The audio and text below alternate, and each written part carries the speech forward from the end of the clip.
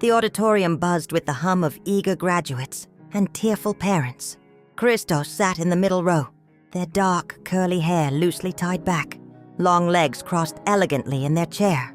They adjusted the hem of their deep emerald robe and gazed up at the stage, lost in thought. This was supposed to be a celebration, a closing chapter of years spent excelling in both academics and individuality. But Krystos felt a growing hollowness inside. It wasn't just the weight of societal expectations pressing down. It was something deeper, something inexplicable, like a current pulling them toward the unknown. As the dean began calling names, Krystos's grip on the small golden pendant around their neck tightened. It was their mother's gift, passed down through generations. An intricate serpent-like design was etched into the surface, and every so often they swore it felt warm against their skin. The sound of their name being announced broke their trance, rising with the grace of someone who'd long learned to command attention without trying. Krystos strode to the stage. They shook the dean's hand, posed for the obligatory photo, and walked back to their seat. Yet their mind was already elsewhere. Egypt. The idea of the trip wasn't new. Krystos had planned it months ago as a gift to themselves. But recently the dreams had started. Vivid, almost haunting visions of endless deserts, shadowy temples, and an enigmatic figure calling their name. Krystos, you must come. The voice was neither male nor female, neither warm nor cold. It was ancient and it was urgent. 2 days later, Krystos stood in Cairo, a bustling city humming with life and contradictions. They wore a loose, flowing linen shirt that billowed in the dry heat, paired with fitted pants that hinted at their effortless style. The pendant around their neck seemed heavier here, as though reacting to the land. The first few days were ordinary enough. Tourist spots, stunning views of the Nile, and evenings spent journaling in quaint cafes. But on the third day, everything changed. It began with a chance meeting.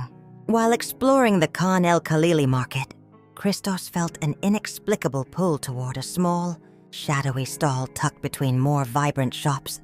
The proprietor, an elderly man with piercing eyes, greeted them without preamble. "You carry the mark," he said in Arabic, gesturing to the pendant. His voice was raspy, but his words cut through the chaos of the market like a blade. Krystos frowned. "You mean this?" "It's just a family heirloom." The man chuckled, a dry, mirthless sound. "Nothing is just in Egypt, my friend. Your bloodline is ancient, tied to the gods themselves. Do you not feel it?" Before Krystos could reply, the man handed them a small weathered scroll. "Go to Saqqara.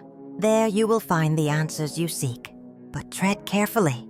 The sands remember, and the gods do not forgive easily." The journey to Saqqara was surreal. The sprawling necropolis felt alive, the air thick with a history that Krystos could almost taste. As they wandered deeper into the ruins, the pendant began to grow unbearably hot. Suddenly, the ground beneath them shifted, and they stumbled into an unseen chamber. Inside, the air was cool, heavy with the scent of ancient stone. The walls were covered in hieroglyphs that glowed faintly in the dim light. At the center of the room stood a sarcophagus, its lid adorned with the same serpent motif as Krystos's pendant. As they approached, the voice from their dreams returned. "Clearer now. You have come, Krystos. The bloodline calls, and the cycle begins anew." Before they could react, the pendant blazed with light, and the lid of the sarcophagus slid open. From within emerged a figure shrouded in shadows, their form shifting between human and divine. They extended a hand toward Krystos, who stood frozen, heart pounding. "Do not fear," the figure said. "You are the key, the bridge between worlds. But with great power comes a price. Are you ready to embrace your destiny?" Krystos didn't answer right away. The weight of the moment was crushing, yet something deep within them stirred. A recognition, a belonging.